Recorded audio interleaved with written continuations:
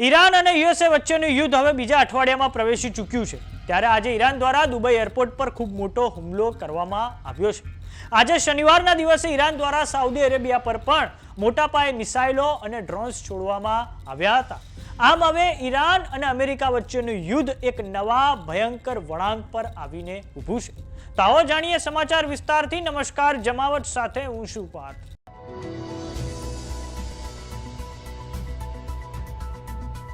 Iran દ્વારા તેના military combat operation true promise 4 અંતર્ગત આજે યુએઈ અને સાઉદી અરેબિયાને ડ્રોન અને મિસાઇલો વડે ટાર્ગેટ કરવામાં આવ્યા છે।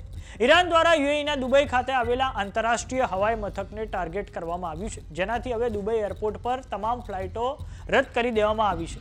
ઈરાન દ્વારા દુબઈમાં આવેલી મેટ્રો ફેસિલિટીને પણ ટાર્ગેટ કરવામાં આવી છે। ઈરાન દ્વારા આજે યુએઈના અલ ડાફરા એરબેઝને પણ ટાર્ગેટ કરવામાં આવ્યું છે, જેમાં અમેરિકાના satellite communication centre early warning રડારને ભારે નુકસાન થયું છે।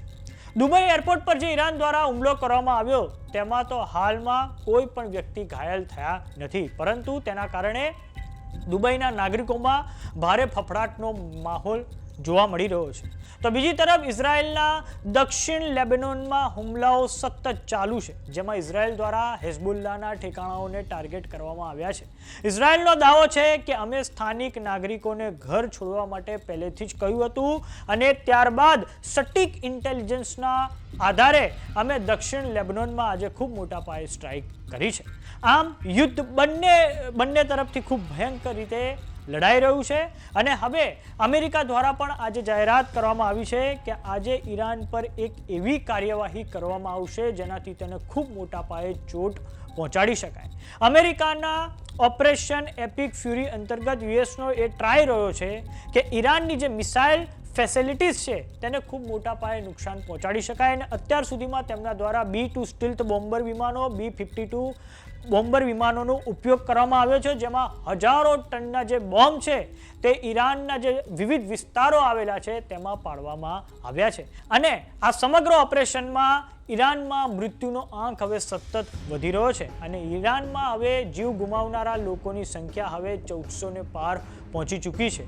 તો હવે જોવાનું એ રહે છે કે આ જે યુદ્ધ ચાલી રહ્યું છે તે આગામી સમયમાં હવે કયો નવો વળાંક લેશે, કેમ કે બેઉ તરફથી એસ્કેલેશન થઈ રહ્યું છે। ક્યાંય પણ કોઈ સીઝ ફાયરની સંભાવના દેખાતી નથી। થોડાક સમય અગાઉ અમેરિકાના પ્રમુખ ડોનાલ્ડ ટ્રમ્પ દ્વારા ટ્રુથ સોશિયલ નામની સાઇટ પર એક ટ્વીટ કરવામાં આવી, જેમાં તેમણે કહ્યું હતું કે ઈરાન પાસે હવે કોઈ પણ કરાર કરવાનો રસ્તો નથી, કોઈ પણ ડીલ કરવાનો રસ્તો રહ્યો નથી, માત્ર ને માત્ર એ સરેન્ડર કરી લે અને આ પછી અમે ઈરાનમાં જે નેતાઓ મૂકીએ તેના થકી ફરી એકવાર મેક ઈરાન ગ્રેટ અગેન એટલે કે ઈરાનનું નિર્માણ કરવામાં આવે। પરંતુ હાલમાં જે ઈરાનમાં જે ઇસ્લામિક રેજિમ છે તે કોઈ પણ કિંમતે અમેરિકાની સામે ઝૂકવા તૈયાર નથી અને કોઈ પણ પ્રકારના આક્રમક વિરોધ પ્રદર્શનો પણ ઈરાનના શહેરોમાં કે ત્યાંના રસ્તાઓ પર જોવા મળ્યા નથી કે જે ડોનાલ્ડ ટ્રમ્પ અને બેન્જામિન નેતાન્યાહુને આશા હતી। અને હવે અમેરિકાની જે જાસૂસી સંસ્થા છે CIA એનો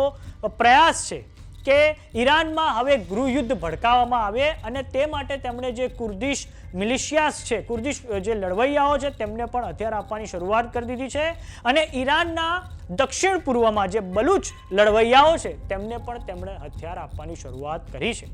તો હવે જોવાનું એ રહે છે કે શું CIA ઈરાનમાં ગૃહયુદ્ધ થકી ત્યાં સત્તા પરિવર્તન કરાવી શકશે કે કેમ, પરંતુ ઈરાન દ્વારા તો ખાડી દેશોમાં યુએઈ, બહેરીન, કતાર, સાઉદી અરેબિયા, કુવેતમાં જબરજસ્ત રીતે મિસાઇલ અને ડ્રોન વડે હુમલાઓ ચાલુ છે, જેમાં આજે દુબઈ એરપોર્ટ પર તેમણે બહુ જબરજસ્ત ડ્રોન હુમલો કર્યો છે, પરંતુ તેમાં કોઈ પણ ઘાયલ થયા હોય તેવા સમાચાર હજી સામે આવ્યા નથી। તો સમાચારોમાં અત્યારે બસ આટલું। જોતા રહો જમાવટ।